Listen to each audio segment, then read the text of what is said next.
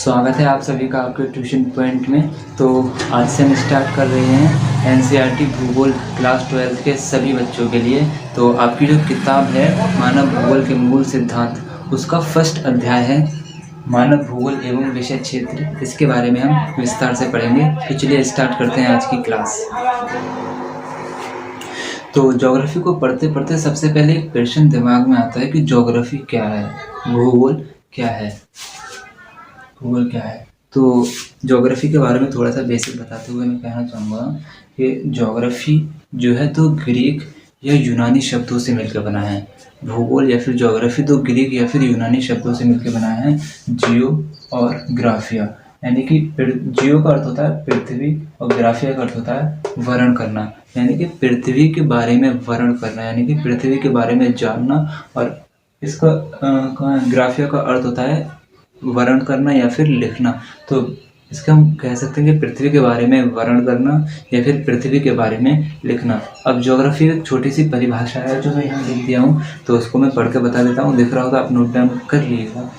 तो भूगोल वह शास्त्र है, भूगोल जो है वह शास्त्र है, वह विषय है जिसके द्वारा पृथ्वी के ऊपरी स्वरूप, जिसके द्वारा पृथ्वी के ऊपरी स्वरूप और उसके प्राकृतिक विभागों के बारे में अध्ययन किया जाता है। यानी कि भूगोल एक ऐसा सब्जेक्ट है जिसके द्वारा पृथ्वी के ऊपरी स्वरूप और उसके प्राकृतिक विभागों के बारे में अध्ययन किया जाता है। बहुत सिंपल सी डेफिनेशन में आपको देख के ही बहुत आसानी से याद हो जाएगी। अब बात आती है कि भूगोल विषय जो है ये लेकर कौन आया और इसे नाम किसने दिया। तो सबसे पहले बात कर लेते हैं कि भूगोल विषय लेकर कौन आया। तो ये जो भूगोल या फिर ज्योग्राफी विषय है ये ग्रीक या फिर यूनानी भूगोलवेत्ता लेकर आए थे। ठीक है, ग्रीक या फिर यूनानी भूगोलवेत्ता लेकर आए थे। यूनानी वेत्ता यानी कि यूनान जो है एक यूरोप महाद्वीप में स्थित देश है। यूनान जो है यूरोप महाद्वीप में स्थित एक देश है। वहाँ से कुछ भूगोलवेत्ता इस विषय को लेकर आए। अब बात कर लेते हैं ये ज्योग्राफी या फिर जो भूगोल जो शब्द है ये किसने दिया। तो इसे नाम दिया था, ज्योग्राफी जो शब्द है ये दिया था एराटोस्थेनिस ने, जिन्हें फादर ऑफ ज्योग्राफी कहा जाता है। अब जैसा कि हम जानते हैं कि भूगोल की या फिर ज्योग्राफी की दो शाखाएं हैं, भूगोल के दो घटक हैं, भौतिक भूगोल और मानव भूगोल। तो और हम ये भी जानते हैं कि भूगोल के विकास क्रम में जैसे जैसे भूगोल का विकास हुआ, उस विकास क्रम में शुरुआत में जितने भी भूगोलवेत्ता थे वह ये मानते थे कि भूगोल का केवल और केवल एक घटक है, वह है प्रकृति यानी कि भौतिक पर्यावरण। उन्होंने शुरुआत में मानव को ऐड नहीं किया था भूगोल में, लेकिन बाद में कुछ भूगोलवेत्ता हुए जिन्होंने इसके बारे में अपने तर्क दिए, अपनी बातें रखी। और जैसा कि आज हम देख सकते हैं कि मानव ने सड़कों का निर्माण किया, घरों का निर्माण किया, और आज तो मानव चांद पर भी चला गया। मतलब कि किसी टाइम में, अब जैसे कि किसी टाइम में लोग कहते होंगे आज तो टेक्नोलॉजी बहुत, आज कोई कहेगा कि मेरे को चांद पे जाना है तो हम कहेंगे हाँ भाई जा सकता है, लेकिन उस टाइम में हम कोई कहेगा कि मेरे को चांद पे जाना है, कोई सुविधा नहीं थी, तो सोचते हैं यार क्या पागल है, क्या चांद पर कैसे जा सकता है, लोग मजाक बनाते होंगे, लेकिन संभव हुआ ये। तो मानव को भी ऐड किया, कुछ भूगोलवेत्ता थे, उन्होंने मानव के बारे में थोड़ा तर्क दिए, कुछ तारीफ की, तो उसके बाद कुछ मान्यता हुई, तो फिर मानव को भी ऐड कर लिया गया। इस भूगोल विषय में, भूगोल विषय में मानव को भी ऐड कर लिया गया।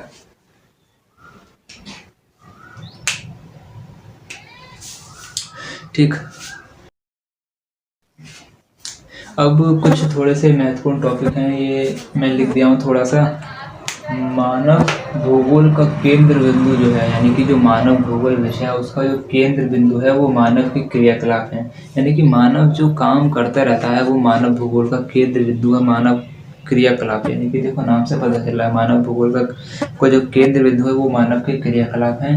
मानव भूगोल का जन्म 18वीं सदी से माना जाता है। भूगोल का जन्म तो बहुत पहले हो गया था, लेकिन जो मानव भूगोल है उसका जो जन्म माना जाता है वो 18वीं सदी से माना जाता है। और आधुनिक मानव भूगोल का जनक फ्रेडरिक रेटशेल को कहा जाता है। क्यों कहा जाता है? क्यों कहा जाता है? क्योंकि मानव को स्थायी और इम्पोर्टेंट प्रदान किया था।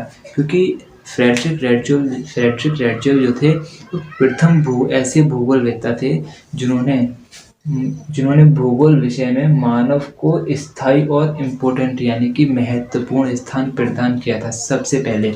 इसीलिए इनको आधुनिक मानव भूगोल का जनक भी कहा जाता है। कंफ्यूज नहीं होने का। आधुनिक मानव भूगोल का जनक फ्रेडरिक रेटजर को कहा जाता है, और ज्योग्राफी का जो जनक है वो कहा जाता है एराटोस्थेनिज।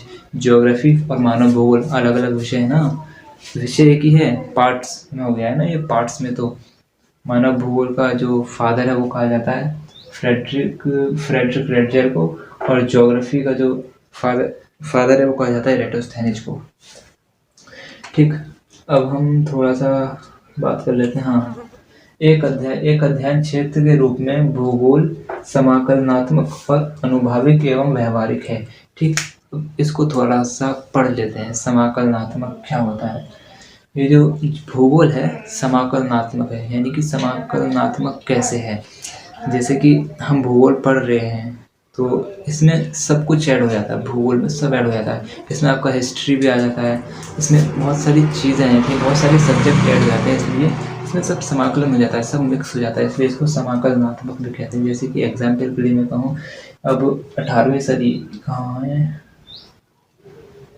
18वीं सदी, एक सन आ गया 18वीं सदी। अब आज क्या है, आज 2021 चल रहा है, और ये 18वीं सदी की बात कर रहे हैं, तो इसमें 18वीं सदी की बात आ रही है ना, इतिहास भी आ रहा है ना, इसमें इतिहास विषय आता है। समाकलनात्मक पढ़ लिया, अब ठीक है, अब हम पढ़ते हैं अनुभाविक। अनुभाविक में हम साइंस को थोड़ा सा लेते हैं। अब कुछ बहुत सारी चीज़ें ऐसी हैं ज्योग्राफी में जिसको हम अपनी आंखों से नहीं देख सकते हैं, जिसको सिर्फ महसूस किया जा सकता है, जिसको सिर्फ अनुभव किया जा सकता है। जैसे कि हम वायु को हम अपनी आंखों से देख सकते हैं क्या? नहीं देख सकते ना, सिर्फ उसको महसूस किया जा सकते हैं, हाँ कि हाँ हवा चल रही है, वायु है, तो हम इसमें देख सकते हैं। हम एक और एग्जाम्पल लेंगे, जैसे कि हम पृथ्वी से, हम धरातल से ऊपर जाएंगे, ऊपर जाते जाएंगे तो क्या होगा कि हमारा ऑक्सीजन लेवल कम होता जाएगा। क्यों होता जाएगा, ये हमें कैसा पता चला? ये हमें पता चला जैसे कि हम किसी एक पहाड़ है, हम पहाड़ पे ऊपर चढ़ते हैं, लगातार चढ़ते हैं, तो हमारा ऑक्सीजन लेवल धीरे धीरे कम होने लगता है। क्यों कम होने लगता है?